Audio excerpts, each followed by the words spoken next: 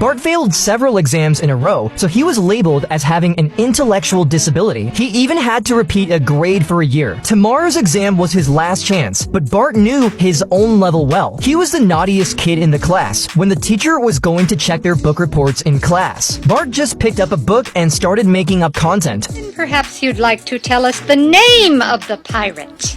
Blackbeard, Captain Nemo, Captain Hook, Long John Silver, Pete, Bluebeard. Bluebeard? Sit down, Bart. I'll see you after class.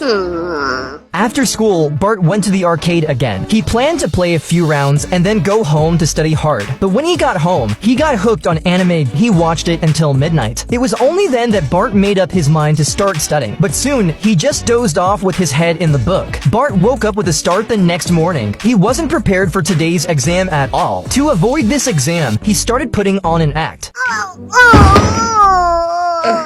What is it, Bart? Nothing. Must take test.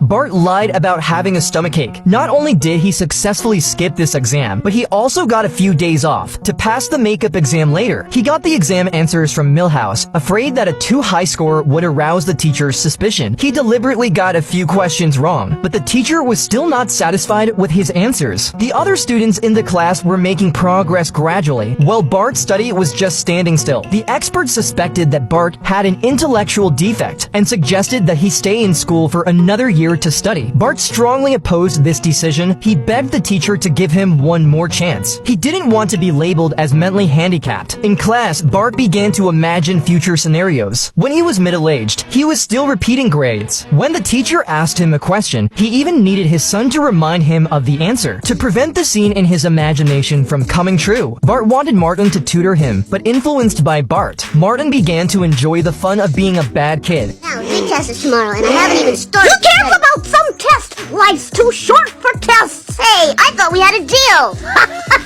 The Martin Prince-uated